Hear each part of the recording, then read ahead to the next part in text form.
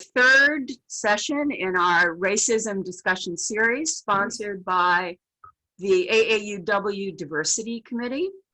The acronym AAUW, as many of you know already, stands for the American Association of University Women. We were founded in 1881 with a mission to advance equity for women and girls. And those of us at AAUW believe deeply that equity for women will mean equity for all people. So in our plan for today, we are again going to be using anonymous polling and breakout rooms because I see some faces that we have not seen here before. Let's go through our technology, and we're going to do a little polling anonymously. We're going to have a discussion about your reactions to the videos and the reading. We then will go into breakout groups for a little bit and come back for a large group discussion, and then we will wrap up.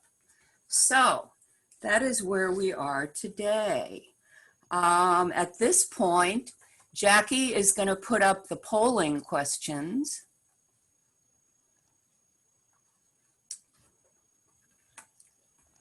Do I need to? No, I don't. Okay. The first question is, do you think that racial and ethnic discrimination is a big problem in the United States? That's the first question. The second question, has reading the article and viewing the videos influenced how you think about racial and ethnic discrimination? And the third question is, do you think personal change is possible?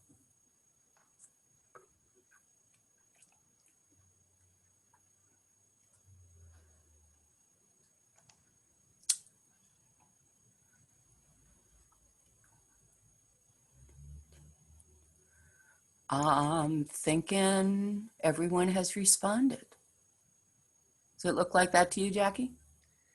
Let's see, 100%. With number 2, we have 92% have voted, so close. If we want to give one more moment, if anybody still wants to answer the questions. Did everyone know how to answer the questions? You just, all right. Okay. All right. And the poll, would you put up the results, please? There's no discussion point here because we all think racial and ethnic discrimination is a big problem. So I guess we've come to the right place to talk about it. Reading the article has changed. 85% of us say yes, 4% say no, and some people haven't had a chance to read the articles and look at the videos. And so we'll be defining some of what Kendi had to say, and that may help bring you up to speed.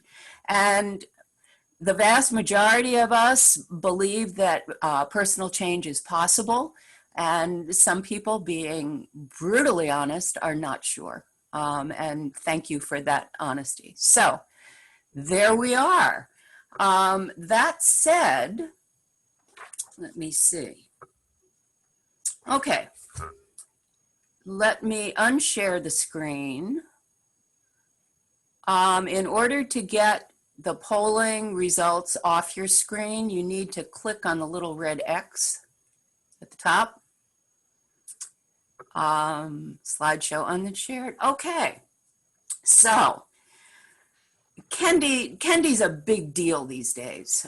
His book came out, How to Be an Anti-Racist, a couple of years ago.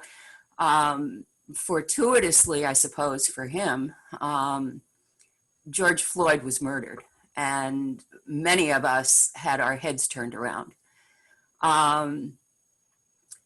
Kendi talks about the notion of being a racist or an anti-racist, of saying I'm not a racist or I'm an anti-racist. His materials are heavy duty. Does anybody care to make a comment at this point to react to the videos, to react to the reading, anything that you would like to say that came to your mind as you reviewed this material? Raise your hand. Judy Bond. Where's Judy? I've lost her for the moment. Judy, yeah, you're getting a message. There you go. Yeah, go ahead. Okay, I had to unmute. I was astounded, is a good word, when I read it. Why? Well, first of all, I was astounded that there was so much I did not know. I thought, having grown up during the civil rights era as a college student, I thought I knew it all, I guess. But there was so much I didn't know. And I was also astounded by the fact that we are still so much into it. Racism is everywhere, and I didn't realize it. I guess I just kind of, get married, you have kids, you raise your kids, and you're not paying attention to the rest of the world, I guess, because that's my only excuse. I just did not realize what was going on around me and happening to other groups. And I fully understand what he said about being not racist or anti-racist or racist. And I think I would have said that I was not racist. But I think now I'm anti-racist. And since I'm still alive, I wish to continue being anti and doing everything I can to help out. Let me toss a question out, because you raised a point that I think is really good. We talk about change. We talk about people changing. We make the assumption that we all want to be anti-racist.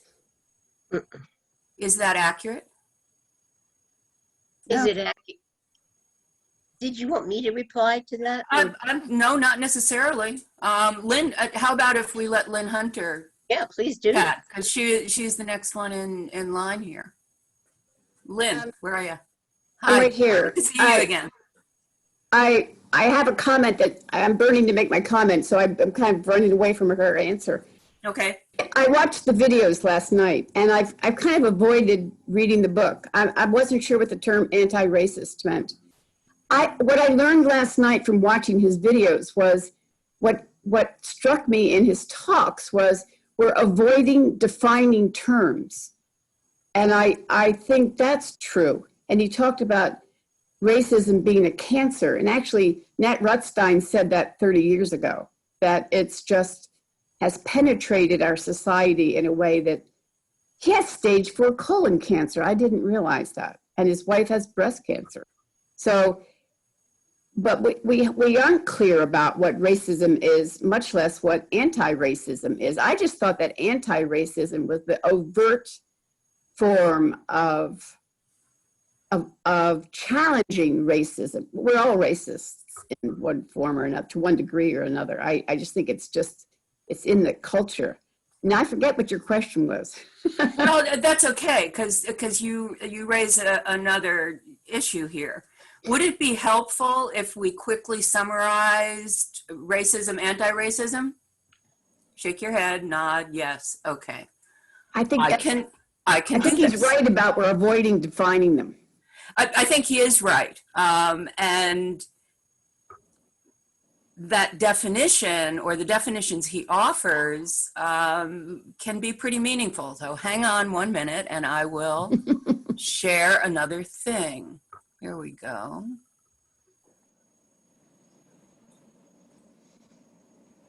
Is that up there? Yes. Yeah. Whoa, just a moment. I did the wrong thing. Stop the share. Oh, we're just a little technologically challenged. That was good. That was racist versus anti-racist. Yeah, hang on. I clicked something and then it went away. Is it there? Mm-hmm. Yeah. Yes. Okay. This comes out of Kendi's book, and Make it a little bigger. Yeah. Can you? Thank you. Whoa. No, too big. There you go. Can you see it? Yes. Okay. He points out that we are all racist on occasion. And so we need to recognize that you actually can be both at different times. But he says that racists are seeing people as the problem, so that you can see, I think somebody in our first session said she was with someone who was watching something on TV, and that person said, that behavior is why those people don't get anywhere in life. Well, the problem is clearly in that person, okay? Racists see racial hierarchy. The problem is rooted in the people and groups of people. And by saying, I'm not racist, you do nothing. It lets you off the hook. There's nothing you can or will do. And so the racial inequities persevere. In contrast, anti-racists view the races as equal and push for policies that support racial equity. They locate the problem in policies and power, so that you will notice, for example, housing policies, redlining, neighborhood changes, educational policies. The one that comes off the top of my head is Head Start. When it started, it was developed because those children were so disadvantaged that we needed to drag them up by their bootstraps. So that the anti-racist is going to confront racial inequities. And we come to a point, I think, where we have to question, how do you behave as an anti-racist? What can you say? What can you do instead of, I'm not a racist, okay? So let me unshare this. We'll come back to our discussion. Here we are. Okay. So Lynn was saying that the definitional issue is a big deal. Do we have a better understanding? Are we all now on more or less the same page of terminology? Lynn, did that help? You're muted, dear. Yeah, I took her off. Let's see. Unmute her. Hang on.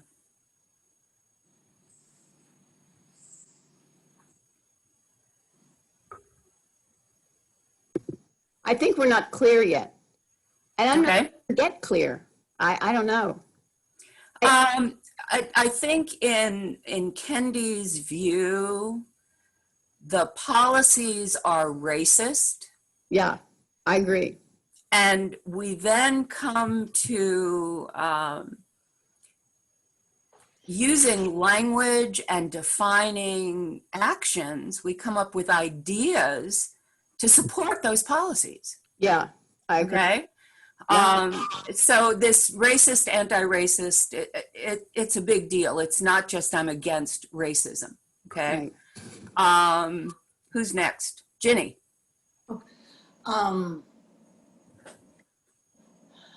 I've forgotten what it was that I wanted to say initially, but Oh, I dear. have a lot. Okay. First thing, Ruth Bader is off topic. Ruth Bader Ginsburg, write to your senators. I told Rubio this morning that just because you can do it doesn't mean you should. Remember telling that to your toddlers? Okay. Then the racist, anti-racist. I understand that if I am not a racist, I'm not a racist. I don't actively do anything. If I am an anti-racist, I actively do things. And I'd be interested in specifics on what can I do? I'm stuck in a house in the Villages. I like to know, is there anything specifically I can do? Should I write letters? I've also thought that when you talk about racist policies like redlining and school segregation, nobody ever voted for these things, did we? Maybe they did some places in the South, but we never voted for it. How do they happen? We voted for the people who passed them. No, well, we voted for the people who passed them, but did they say they were going to do that? They appointed people who were bureaucrats who went ahead and did it that way. Personally, I think you're touching on one of the things we can do is be really critical of the people who are elected and ask them hard questions. But I would also argue that being here this moment is something you can do. We had talked, I'm thinking back in our first session, about listen, learn, and advocate. So we are in the process of listening and learning so that we can advocate more intelligently. The people we vote for it's critical that we vote for people who are going to follow our value system. And that's not good. tricky. That's I not think good. there's one other thing, if I can add this. You're asking, Ginny, when we're sitting at home, because part of this is doing a personal inventory. And what we can do, for example, if we read something in the paper or see something on the news, we can pay attention to what is our internal response. If we see, for example, if we see a Black man arrested for doing something, do we inside of us go, oh yeah, that's why there's a problem? That's something we have to be aware of, because then we're blaming the individual versus recognizing the system that created this. So there's some things we can't, besides all of the suggestions about contacting those who make policy.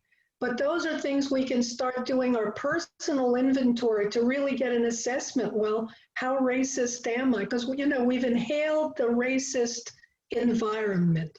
It's like smoke filling a room. And so I think that that's also part of it as we are taking our personal inventory. Every time we see something, what's our reaction? And see how we can modify that. Certainly, if we're out and about and we see a microaggression, maybe we'll speak up this time when we might not have before. But it starts, I think, some of that is that internal process. I think too, our plan for today, many of you may have looked at that blue circle graphic that we sent out. We're going to be talking about that too, of what can you do, what can we do to become anti-racist if in fact that's what we choose to be doing. Cool, thanks Ginny. Sharon Squires. My hand. Yeah. Sharon. Okay, well, I saw three ways: racist, not racist definitions, and anti-racist. Yeah, racist is somebody that holds racist ideas, does racist activities. Not a racist would have been where I put myself. I would say I am not a racist. I've lived in a bubble most of my life. That's somebody that is against racism, and I do a few things to promote not being a racist, but being anti-racist is taking it up a notch. So for me, those are three definitions of where I fall on the continuum, but it's with anti-racism, I need to be walking the talk. So I have to do something. It is an active word, not a being word. It is more a doing word. And I think of non-racist, that talk, non-racist as being more of a being. So that's my little 2 cents. I think that really is a wonderful focus, particularly when I hear people say, what can I do? What can I do? The first thing you can do is change your stance and then understand what that's about. Good point. Good point. Peg Tabor, I'm so glad to see you here today. Thank you. Thank you for having me. I'd like to talk for a moment about the point of blaming one person. I saw a post this morning on Facebook from an acquaintance who said, this is not a racist country. we are blaming Trump, and I'm not trying to get into a political discussion. That's beside the point. My point is, she was saying that we are blaming an individual for promoting the idea that we are racist, when in fact we are not. People are the problem, not politics. Politics certainly can contribute to it. We know that, but I'm not going to get into that discussion. But the point is that blaming Trump or anyone else for our situation is removing the responsibility from ourselves or from any from society as a whole. We have to stop finding excuses and get off our duffs and do something. Thank you, ma'am. Thank you. Amy Latzer. Hi, good morning again. So, I think this is such an interesting conversation because you asked, what can we do? And Jackie, you hit the nail on the head, I think, with we have to acknowledge our own implicit bias. I mean, there is some of that in all of us because of how we're raised. And we do live in a country of systemic racism. And I don't think it's new because of our administration. I think it has become acceptable to freely express racism and bias. But I also think on the flip side, here is this opportunity for great change because these conversations are now happening. And the idea of, not the idea, but the action of being anti-racist is something that's now being learned, and people are starting to take some action. And perhaps had we not had this administration that's invited this freedom of expression of racism, we wouldn't have the other end of the spectrum to counter that and to try and move in a more positive direction. I can only speak, for LA, but we have a huge campaign called LA versus hate, because hate crimes can be reported, but there was no to report a hate incident or a hate act. The police can't take a report. Well, nothing can be done in those communities to teach and educate and do prevention before it does become a crime or become even more deeply rooted, unless they can start to report that information and we can start to help people learn and move in a different direction. We are taking reports for that at my organization, and it's been such an interesting discovery and interesting process for myself to really think through my own implicit bias, and that it's really important to me to be anti-racist and not just sit here and say, well, I'm not racist. That's really passive. It's really easy to say, but it's much harder to do and to live that every day. Thank you. You're absolutely correct. Good point. Char. No. Liz Schweer, sorry. I got out of order on my list here. Okay. It's okay, good. Char, we'll get to you. Liz. Yes. I thought it was interesting that Dr. Kendi also spoke about maybe not so much racism, but implicit bias within races. And so he mentioned his middle class upbringing and how he felt different than some of the folks that were also African American, but not at his same social level. And I think that's true of all of us.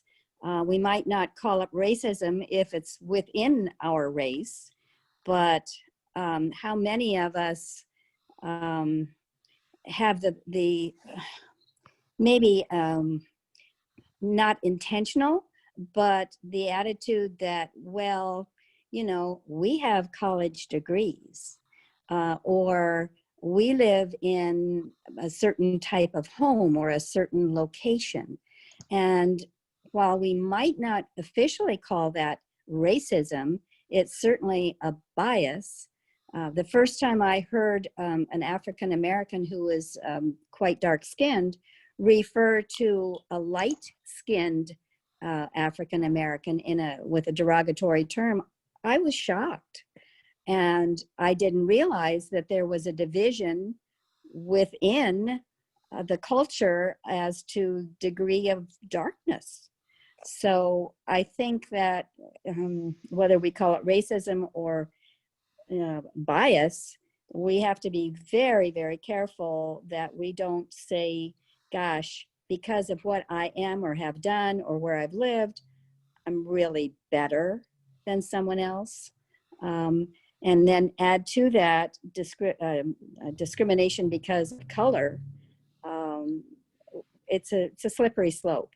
One other comment I wanted to make is that while I don't agree with it, I'm hearing an awful lot of comments from the fellow swimmers every morning that say, well, they're going to take over and run the country, therefore I'm in danger. Again, that's another a racist attitude, that the haves versus the have-nots, but if they're Black, then they're going to, they want to get rid of us. So that's my 2 cents worth. Thanks, Liz. Mhm.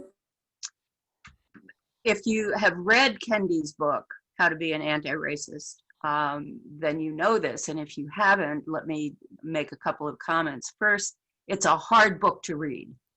It's not easy. You don't just zoom through it. And he weaves in there his own awakening to becoming anti-racist. And it's an interesting aspect to the things he talks about. While reading his book, turned my head around in any one of a number of ways. The definitive book, in my view, at the moment, is Isabel Wilkerson's Caste, because it explains the big picture of people in places and things of that nature. It has really changed the way I look at things and my understanding of motivations. One of the things that we notice, and I think we need to be cognizant of this, is the backlash after Black people gain some ground. There's a backlash. So we had the civil rights movement. There was some advance. And then we had all kinds of repression after that. We had the Civil War, we had Reconstruction, we had Jim Crow. You can't have people up above their station. We had a Black president.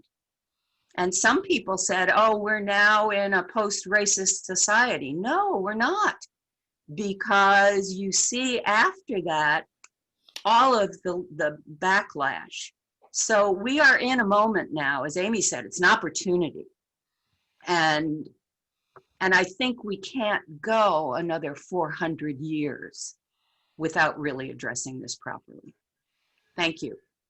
Who's next? Shar. Sure. Yay, Shar. If I don't go pretty soon, my head's going to explode because everybody is saying things that are so interesting and relevant, and I keep adding to what I was going to say originally. I like the concept of being an anti-racist as a continuum, that it's based on action. And our actions change even within a day. So if we think about, well, this was an anti-racist action, or this was a racist action, then we can start some of that self-examination. And I've had an awakening of my own. I received an email yesterday from a Black friend from League of Women Voters who she sent to people because she received an invitation. She lives in the Palm Beach area. Received an invitation for a suffrage celebration on Zoom. And it had a number of pictures in the invitation and not one of them was of a black suffragist. It was all white. And what she said, you know, don't you want me to come? I don't see myself, you know, in these images that you're portraying. And one thing I realized about myself is because all of us live in such a segregated society that often I would see a picture of a group of people, and if they were all white, it wouldn't jar me. But if you're black and continually all you see are images of, you know, white people, you don't see yourself as part of that picture. And it's awakening to realize the lack of representation in our society in general. The second action, you talk about the microaggression, and I think, you know, what can you do? And I think a lot of it is on a personal level. I'm still struggling on how to do this and be effective. I was talking to a friend of mine on the phone several weeks ago, and he was saying, oh, I was an MVP the other day. We were talking about the virus and, you know, precautions. And he said, not that this black man, not that it was important that he was black, but this black man, and he was sweating and he didn't wipe off the equipment. And I didn't say anything. And afterwards, I thought I should have said perhaps that I'd be interested in, you know, how to approach this situation. Mike, may I make an observation? If it wasn't important that the man was black, why did you say that? And then let it go. Now, I don't know if that's helpful or not helpful, but if we let these things go, then we are not addressing the problem. And then the third thing I would suggest is we as AAUW saying, how can we get a more diversified membership? Well, if I were a black woman and I came to one of our meetings and we're 100% white, or almost now, how, even if we're trying to be welcoming, how hard would that be to reach out? And I'm wondering if something we should do is to go to black organizations and become members and put ourselves in the minority and get to know people that way. That's it. You raise an interesting point. I've heard in many presentations and read in many sources that the interactions and the relationships have to be authentic. They can't be transactional. And the first time I heard that, I went, oh, what does that mean? I don't get that. So how do you reach out to someone and say, I really want to be your friend, and I'm not sure how to do that? And the idea of joining a group, I can tell you that I joined the Asian American Club, and when we were still going anywhere, went to their meetings and found them very interesting, but it was very difficult to interact with the people who were Asian American. Now, was that my problem? I don't know. But I think we need to think about how to expand our authentic relationships. Let me tell you a story. I contacted one of the AAUW members, who happens to be a Black woman, when we were wanting to launch this discussion series to kind of get her opinion. I was really calling her because I wanted to get to know her better. And we have kind of broken that ice a little bit. It's hard to do when you're locked in your house. But I think that we need to find opportunities to expand our friend base and recognize, as Kendi would say, letting people of color in doesn't detract from you. In point of fact, it enriches you. So you don't lose anything, but you gain a great deal. So I think we need to pursue, what do we do in the interest of greater understanding and anti-racism? What do we do? And I think that topic can come up frequently, again and again in this series. So good point, Shar. Lynn, you're up. Lynn Hunter. You need to be unmuted. Okay. I'm good. There you go. I just have a little story that builds on what Shar had said. I think these little moments come up all the time. And when my aerobics instructor, she chats a lot in between things. And you have to make these decisions about what to say and how to say it. And in between doing aerobics, she said, and the other day I was at Stop and Shop, and a Black man helped me with my groceries. Now my little flag goes up, and he was so nice. So I kind of followed him into the ABC store, and when he went to purchase his bottle of, I don't know what kind of alcohol, I paid for his bottle, kind of passing it forward. So that's the point of her story. So there's one. So I have to say, should I say something in front of all these people in the class or save it for later? How do I point this out to her without her getting defensive?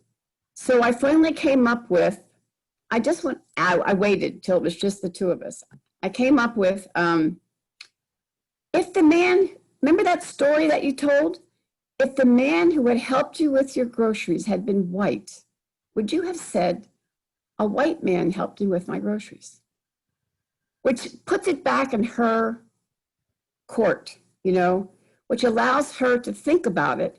And then I don't have to, I'm out of it. You know, I think that's a hard thing. I think these things, these moments, Shar, take careful and blameless ways of addressing. And I don't think it's easy. I don't think it's easy. But I didn't want to put her on the defensive, but I wanted her to consider it. And she may not have considered it, but I didn't want her to come back with, what's that got to do with it? I was telling you a story about, you know. So anyway, I think it's in the, what to do. It's those little things that happen. 10 of them could have happened that one day, but that to me is my job. That's my job. So I agree. Thanks, Lynn. You know, as I listen to the comments that people are making, I keep going back to our very first session when we talked about, for lack of a better word, levels of racism. The individual interpersonal level is probably the place where we have the most leverage, the most opportunity to do something. But we need to be aware and recognize that institutional and systemic racism is probably more damaging, or at least as damaging. I'm not sure that more or less, but we have an opportunity to challenge those structural, systemic, institutional policies that are perpetuating a situation, while at the same time we take on interpersonal interactions that we have greater control over. But I don't want us to lose sight of the fact that that interpersonal level is certainly a huge piece, but those other types, those other levels exert a really powerful impact on life in our country. For me, one of the things that has me on edge is the Supreme Court thing, because you can bet your life that decisions are going to be handed down that are, if not blatantly, at least in their heart, racist. And so we have work to do on multiple levels. Susan Gold, tag, you're it. Good to see you, Susan. You're looking better by the day. Oh, thank you. I'm feeling better by the day. Good. When I was Googling Dr. Kendi, one of the things that came up was that he had written a book called Anti-Racist Baby. And it is what I used to call a comic book, but now they're calling graphic novels. And if there is an action many of us can take, it is to buy that book for our grandchildren, if they're in the age range that you can either read it to them, or their parents can read it to them, or they can read it by themselves, because it looked like the kind of graphic novel that my granddaughter is reading, and she's 7. So that would be perfect for her. One of the ways that we can do something is to start when these kids are really little, to raise them as anti-racists. It is harder for us to discuss what can we do as taking an action because of our age. We really have to think hard about it and have discussions and think about it. I mean, I hadn't ever even heard of the word anti-racist before I read what he was talking about. I had never even thought of the concept of white privilege until I joined this discussion group. But my granddaughter is not going to have these same attitudes because of the way her parents are raising her. So I have great hopes for this next generation because of the way, well, at least the way I see my daughter and son-in-law raising my granddaughter. So I urge you to take a look at this book, Anti-Racist Baby. Thank you, Susan. It is quite wonderful. And in that regard, I shared some of Kendi's videos with my daughter, who then shared them with our 12-year-old grandson and have started engaging in conversation with him about this. And I think it's something that we absolutely can do. Drive it down through the generations. Thank you. Sharon Edwins, I'm glad to see you. Hi, thank you. It's good to see everybody. It's nice to touch base. When I not only read the book, but I've watched several of Ibram's lectures, and he's very stimulating to me. And I too, like many others, it seems, worry or wonder what I can do. I know that the AAUW group and the League of Women Voters worked on a pre-K opportunity for education for preschool. I think those kinds of things, and when we get a chance to vote for more money for that, that gives us an opportunity to make a big move, and you can do it from your voting pad. The other thing is in testing in the schools. Ibram says opportunity gap is not what they have, is what we need is an achievement gap.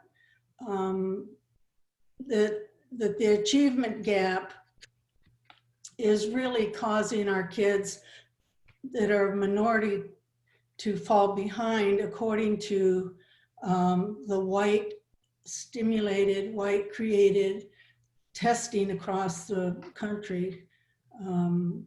And who makes those? Somebody asked that question.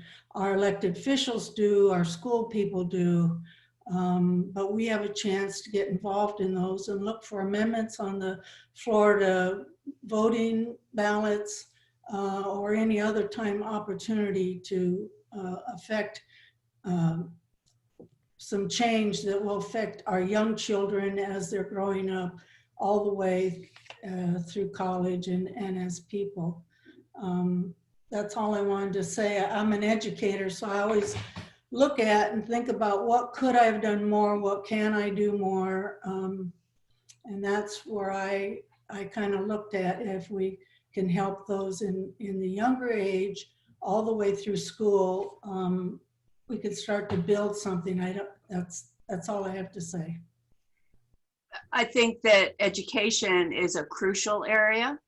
Education policy is deeply divisive. And so it certainly is an area that we can advocate in. Good point. Thank you. Espy. Oh, hi. I'd like to share what I've been hearing, the opportunity I had based on personal experience, exploring different social groups worldwide. In every country that I have been, there seemed to be a caste system, and as indicated earlier, an implicit bias among themselves. They call them different groups. In Spain, if you live in certain parts of Spain, you're a little less or a little better than the other parts of Spain, and they speak a little different language. In England, if you went to different school and if you meet socially, what did your father do? You know, they put you in a category, in a certain level, a different caste. In my country, my home country, where I was born, the Philippines, this was the same thing. Where did you go to school? Where did your parents go? Where did you live? And I think in America that happens too. Where do you live? What work do you do? Socially, when you meet people, when you were working, what work do you do? And they categorize, I think it sounds like that's implicit in everywhere. So I think it's more, we got more emphasis in America right now because you got a physical difference in color. Whereas if you go to those different countries, they're all brown, they're all, you know, black or white, predominantly white. But when you get that mix of color, when I was in Australia, they have I don't know if people remember it, they have the no black policy. They won't open their immigration to a non-white policy. It's only white policy. That is about around in the 60s, and that changed now. So there's some inherent implicit bias among social groups. So as one of the speakers said, yeah, we had to take upon ourselves to change that inherent in us that you are better than somebody else. That's just what I wanted to share. Thank you very much. That is wise advice. Thank you. Lisa Beavers. I have, first, I just really from my heart feel that one thing Dr. Kendi says about the author's challenge is not enough to say I'm not a racist, but by combating racism, you have to be an anti-racist to be of action. And I love how Judy and Sharon has said, you know, we're educators, we need ideas of what can we do from the villages, you know, in kind of in a pandemic lockdown. And I am challenging all these educators here to go back to their first family members and teach the history. If it's not being taught in the schools, start your own children's or youth courses and teach the history. You're finding out for the first time because we're investigating, we're reading, and I'm finding from Zoom, it is such an avenue to be able to reach people all over the United States. I just heard a call for children's classes in my faith tradition from back in Ohio. They're looking for children's class teachers on Zoom to help teach virtue principles for their children's classes. And I just got an invite they're looking for people all over the United States because we have this avenue of Zoom now to do it. And I'm seeing so much energy in this Zoom meeting that I wish could be transferred and take some of these talks to youth, to children, teach the history, because there's something happening that over 400 years, we have not legislated the elimination of racism. We just haven't done it. The legislative part goes hand in hand with, it's a spiritual problem too. And I think we have to look at race issues through a spiritual lens. The principle that we are one, the oneness of mankind, and that we have a deep interconnectedness as a human species with people of all races.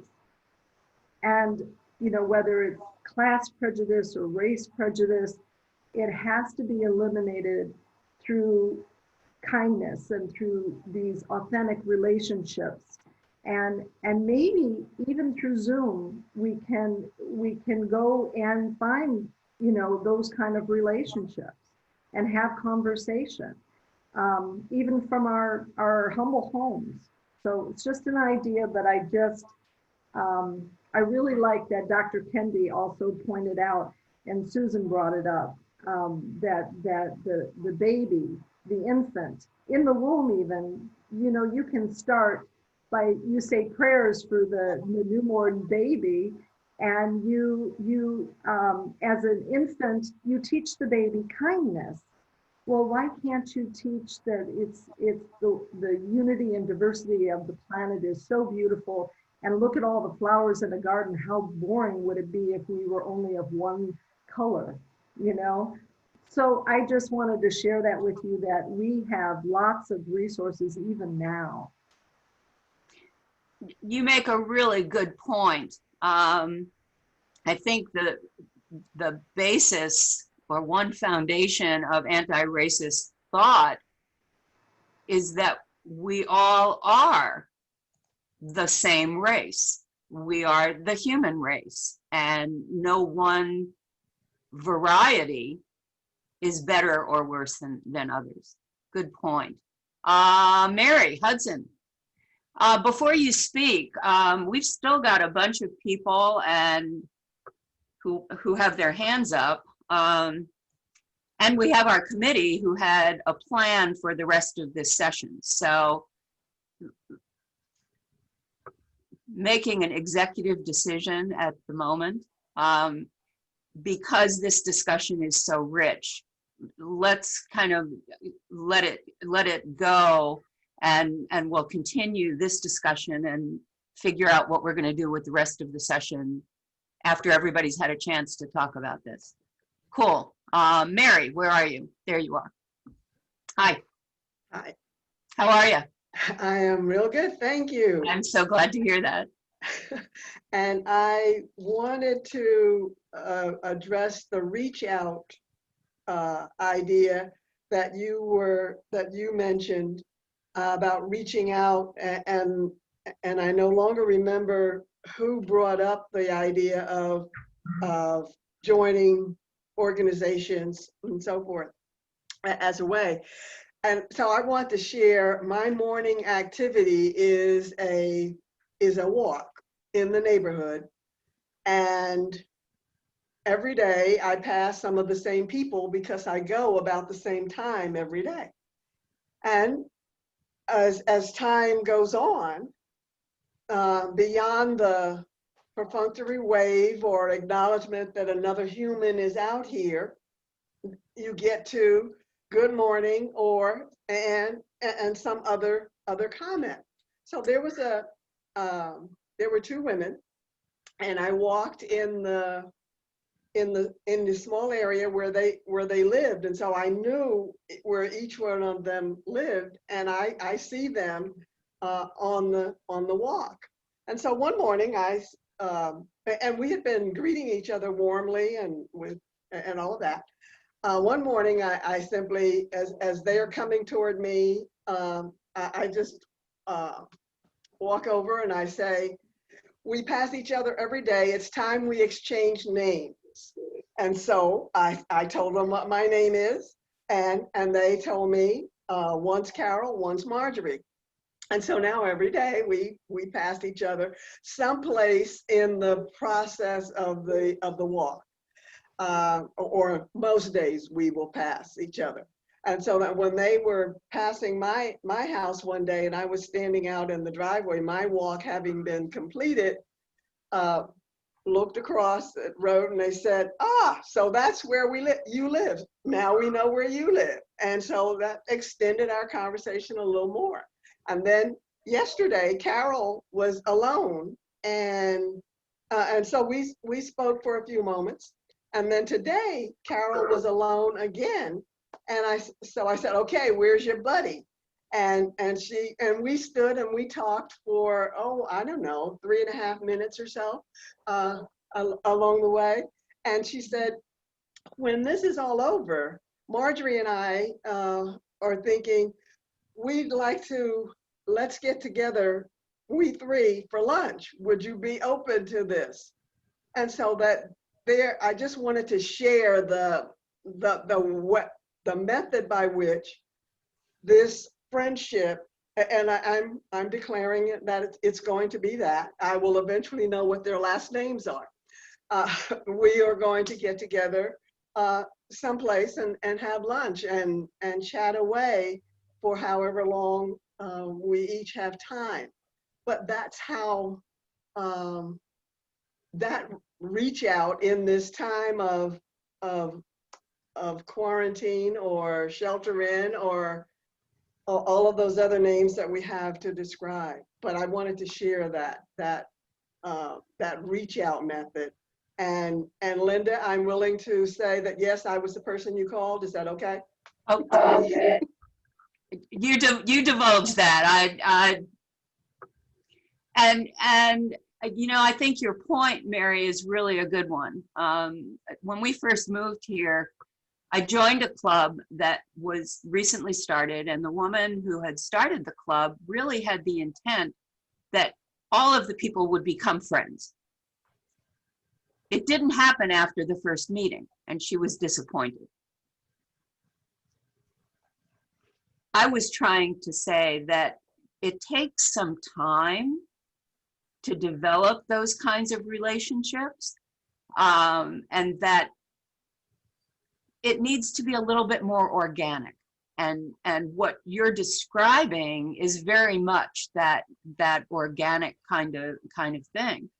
I think for myself, I need to widen the areas that I occupy so that organically I have an opportunity to interact with people who are different than I am, but to my benefit and to their benefit. So it's not transactional, but really mutually beneficial. And I think that by raising our awareness and reading and studying and talking, we become a whole lot more receptive to those opportunities that present themselves. Thank you. Peg. I'm sorry, I just want to add something. I think what Mary said, though, and what you made an effort, Mary. The key, that's the key. And I think sometimes we have to balance this worry about, am I being transactional versus how do I make the effort if I wouldn't have done it before? I think that part of this is learning to make the effort. If we're sincere, even if we make a mistake, the bottom line is we need to do something that we maybe haven't done before.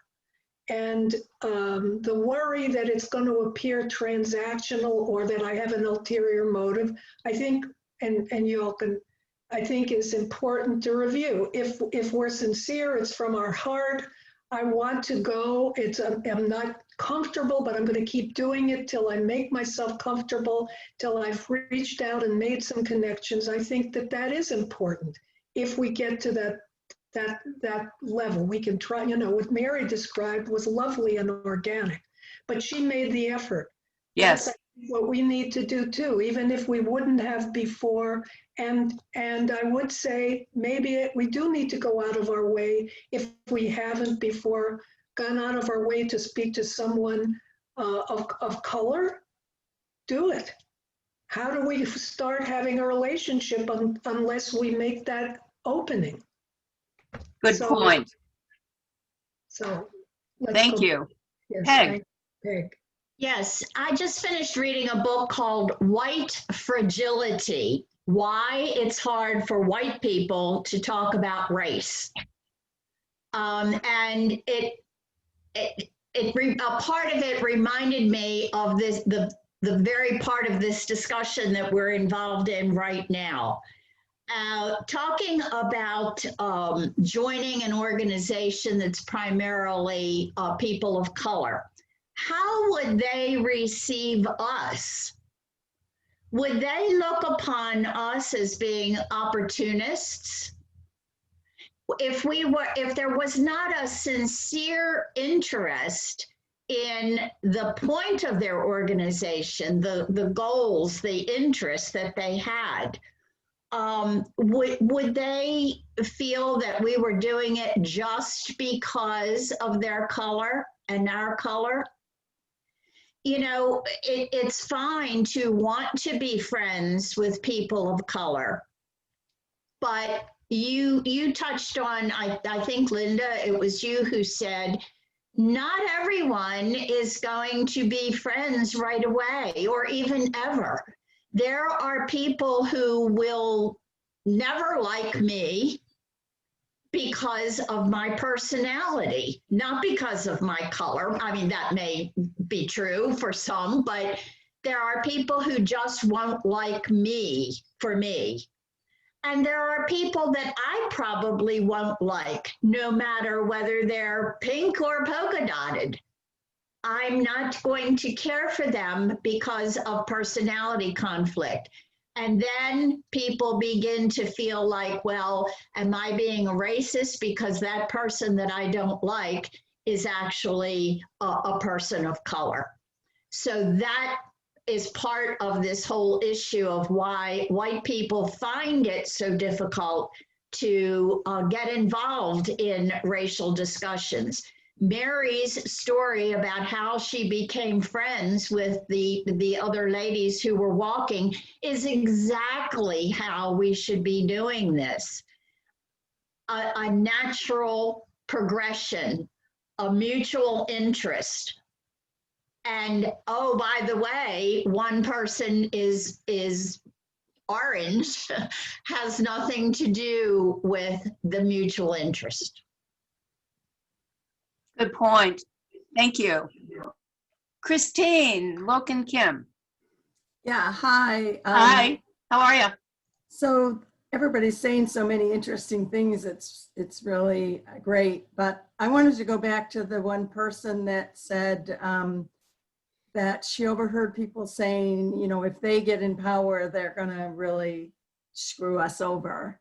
And it reminds me, I don't remember where I learned it, but it's this thing about pointing at somebody, you, and you've got 3 fingers pointing back to you. So my question for the people she overheard is, you know, if you were there and they said they're really gonna, you know, do bad stuff to us, is why? Why do you think that? Oh, because we did it to them. So you think now they're going to do it to us? Are you acknowledging that we did it to them? So I thought that was, and another point was, we can't, I mean, pretending that somebody isn't Black or isn't white or isn't Asian or is not really the goal either. It's that we're all okay the way we are. So I think that the yoga lady, you know, maybe she was working through all this. We as white people have had the privilege of not thinking about it, of not thinking that we have a privilege. But she has started thinking about it.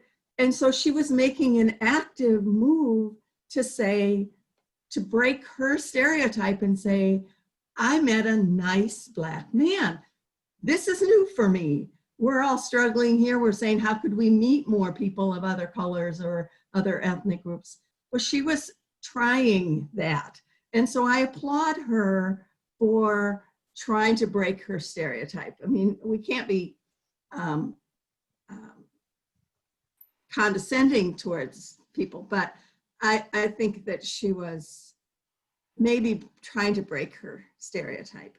And another thing I wanted to say is we read so much in these things about how when Blacks walk past a white person, the white lady clutches her purse or, you know, acts fearful or something. Well, so here we are. What can we do? We could try having a welcoming face, like these ladies that passed Mary in this, you know, as she was walking. They weren't going like this and stay on the other side of the street or something. They had a kind of friendly face. And so just the fact that, you know, you don't have somebody that's withdrawing from you when you walk by is a nice affirmation.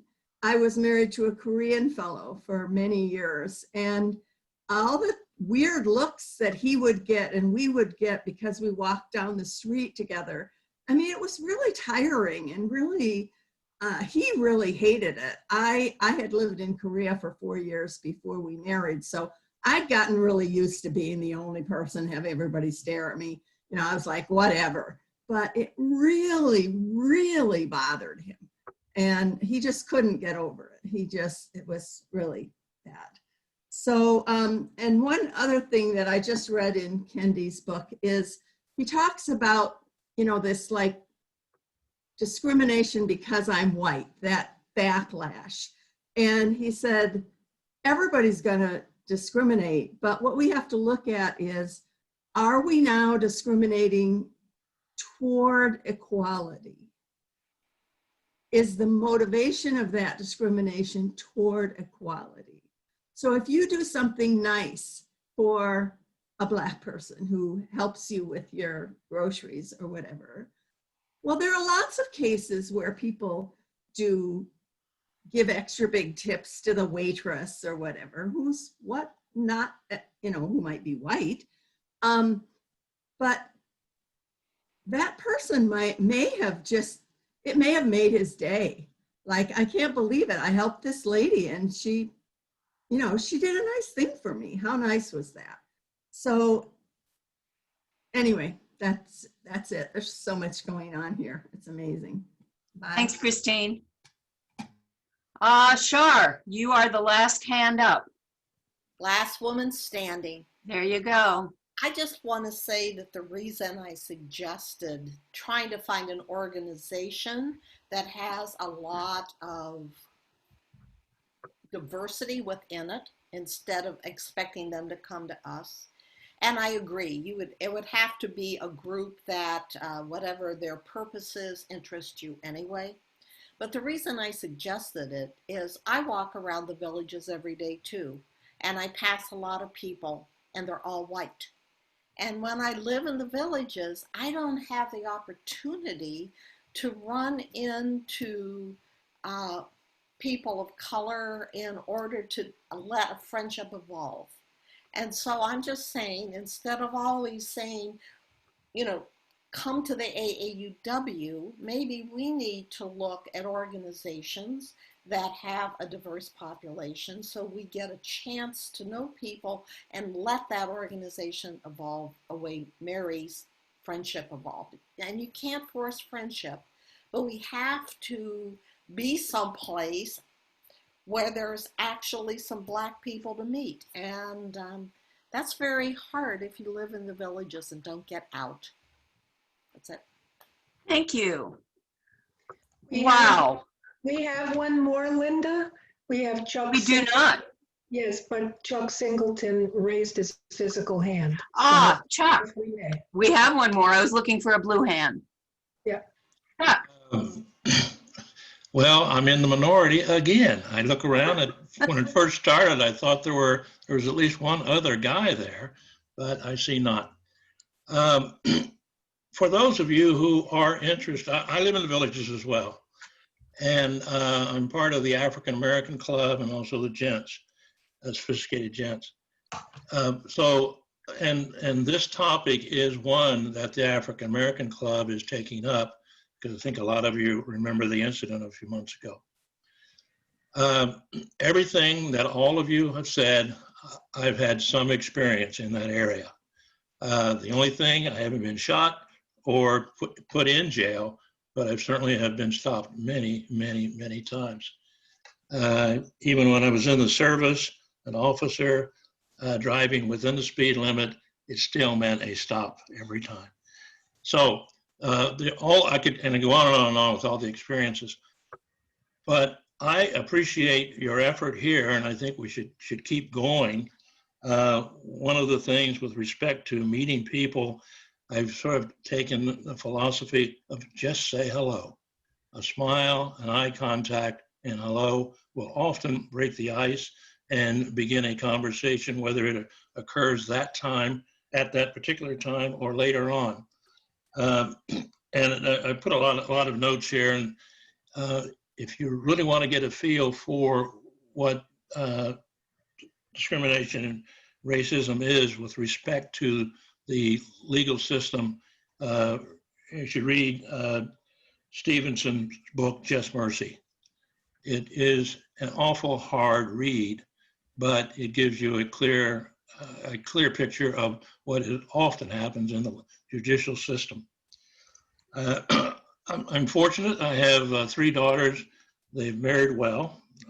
Well, one's married to a lawyer, one's to a doctor.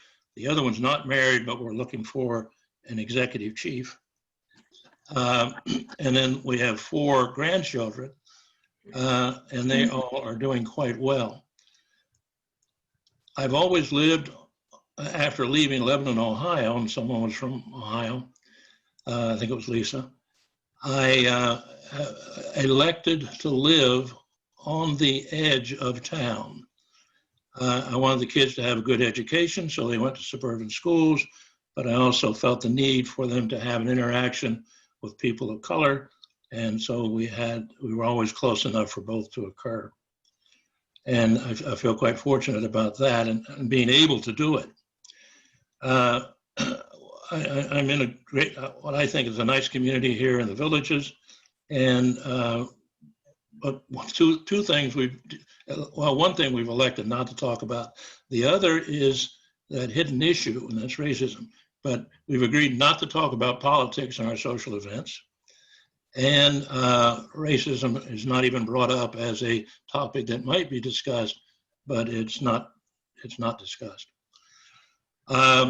I not only do I believe in just saying hello, but I also believe in having an open discussion at any time that it's possible. One of the experiences I had, I worked for DuPont, and one of the top executives, I was on the diversity committees, as you might expect, as well as having a regular job in a business leadership role. But one of the executives of the company called one day and said he wanted to get together. I said, well, where's your office? I'll be right up. He said, no, I want to come to yours. So he came to the office and he started with an apology, and it was really based on he just didn't understand just what the issues were and how difficult it must be to have to deal with these things every day. And it is every day. So, that was rewarding to me that I'll say his eyes were open or his ears were open, but his mind was certainly open to it is a reality. But I just think it needs to be addressed, and the only way to deal with it is to put it on the table and have an open discussion. Some of the discussions I've had, people cry, people get mad, but you've got to stay with it and keep it going. So again, I applaud the group. I wish there were more men, but I guess it is a University Women organization. But again, as the African American Committee group here in the Villages is working on this issue and so anyone interested, please give me a call. I don't know if I can give my number out. Chuck, if you would send your contact information to divcomaaauw at gmail.com, that's the same email address that you registered for this. Okay, I would be very interested in participating with your group. okay. That would be wonderful. And thank you for toughing it out being the only man. Rest assured, AAUW invites men to membership, but so far not too many have taken us up on it. There are other men. Hey, I see Lou. Thank you, Lou. Oh, Lou is here. I didn't see Lou. There you go. You're not alone. So is Jim Shear. Jim Shear has been with us at every session. So you guys are wonderful. Thank you for coming. Okay. Just one question, I'm sorry. Katie Haviland, at one point you had your hand up. Do you still have something you wanted to share? Sorry, Linda, her hand was That's up. okay. I'm glad you're keeping track of that. Yeah, it went down, so I wanted to check. Well, I just wanted to pick up on, joining for the sake of joining a group. And I think that was covered by a couple of different speakers today. Mary was wonderfully positive. And, just my thought of being, the one person, the odd person out. And I'm just remembering when I was in college, it was a women's college, and the priest would be in the dining room. And he said he would hold up his newspaper in front of him so that he wouldn't keep thinking he was the only man in the room. And so, there are different ways of being odd person out. And I agree that in joining a group that has a more diverse background than our AAUW branch right now seems to have, joining it for the right reasons. And, several people have commented on that it's important that you're there because you want to support whatever the goals are of that group, that you want to become more aware yourself on what other people are living through, experiencing. When Chuck was talking about this being an, if not an everyday, but an almost everyday occurrence where he is put in a position of being thought of as less than a person who deserves to be where they are or to have what they have. And I think living in the villages, one of the questions that you sometimes find yourself asking, well, what did you do? Make an account of your stewardship. So were you a doctor or a lawyer? Oh, wow, yeah, that's impressive.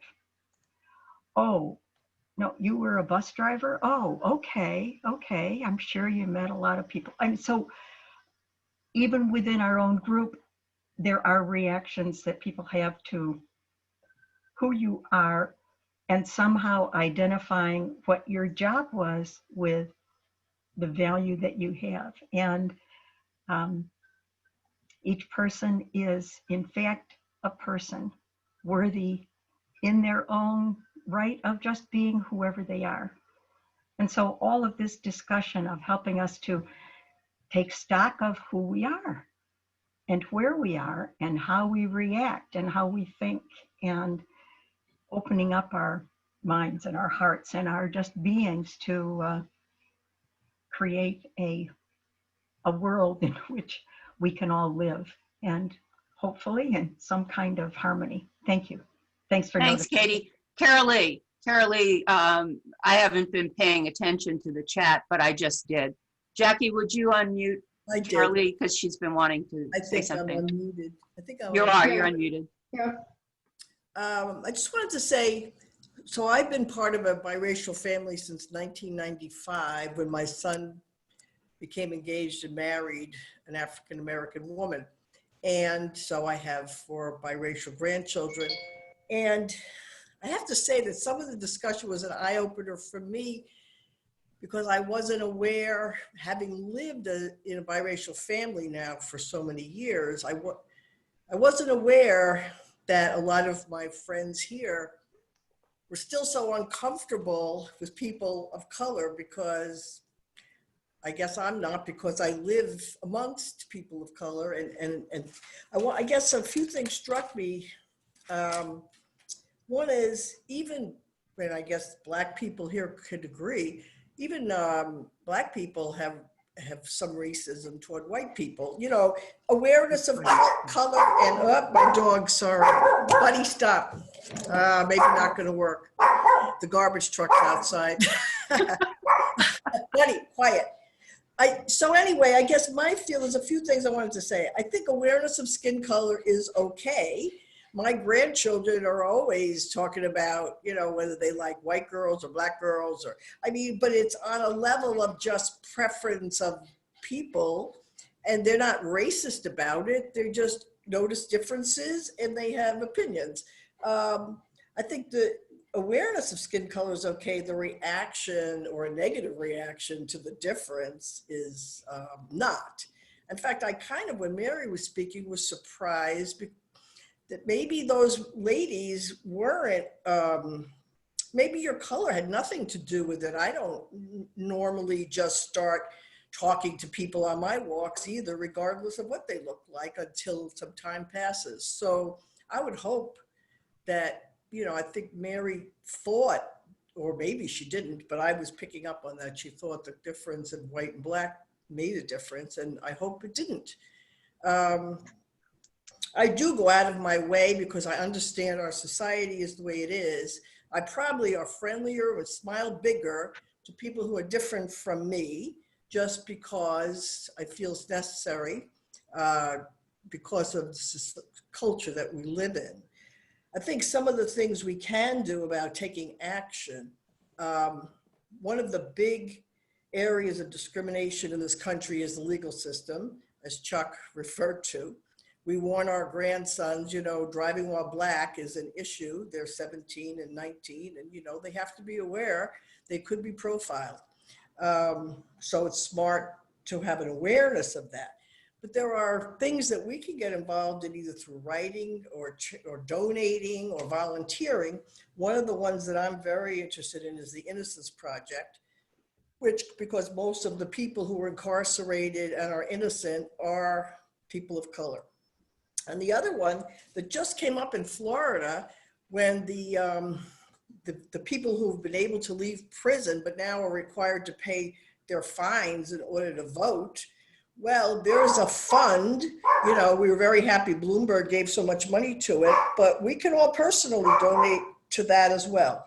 So, you know, those are a few ideas. I'm always looking for ways to help make a little bit of a difference in the fact that our society is, you know, discriminatory and has a history of being for many, many years. And we need, so Black lives do matter because they've been discriminated against for so long. We need to do everything we can to help lift up everyone. Thank you. That's a great final comment. Judy Bond has her hand up. Real quick, Judy, because we need to kind of move on. I just wanted to say two things.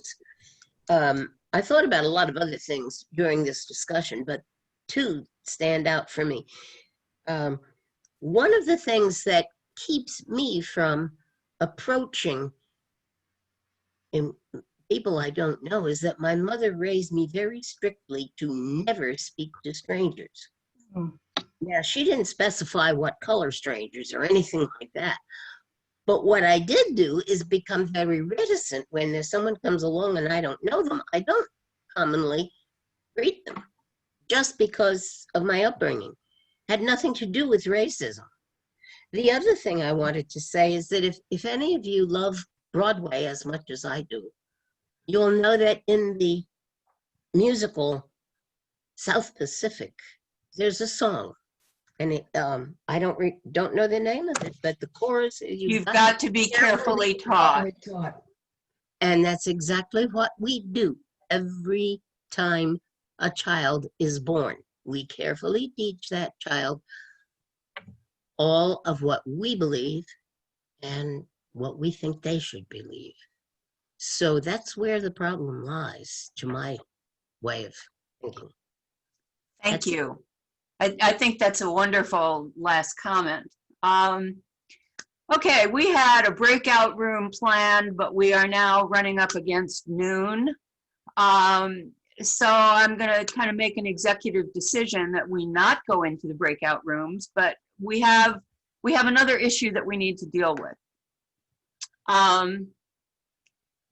We have now in our 3 sessions talked about definitions of levels of racism. We talked about white privilege. We've talked about anti-racism. Our committee would like your feedback on where we go next. So here was our thinking. Our first pass was to say, okay, we've had these discussions, but we've barely scratched the surface. So one possibility would be to bring those 3 topics back together to deepen and enrich the discussion and continue to talk more about application. We liked that idea, but then we looked at it again and it felt a little instructional, and we don't quite want to be that pushy. So there are several other topics that we might consider. An alternative might be to discuss implicit bias. We might look at Confederate monuments and the issues surrounding that. We might look at post-traumatic slave syndrome. There are any one of a number of them that we could look at. So we need to know your preferences, and Jackie is going to launch a quick survey. The question is, I would like our next session to synthesize and deepen the first 3 discussion topics, address a new topic, or I have no preference.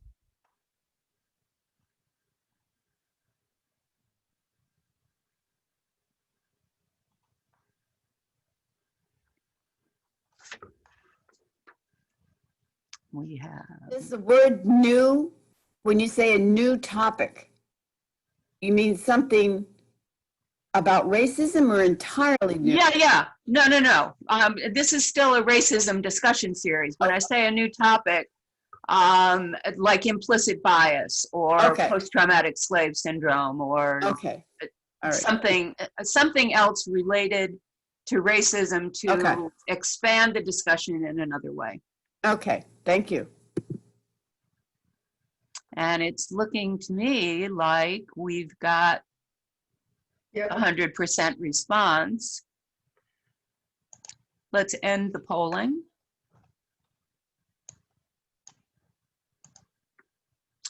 Looks like a new topic is what people would like, and we can meet your needs.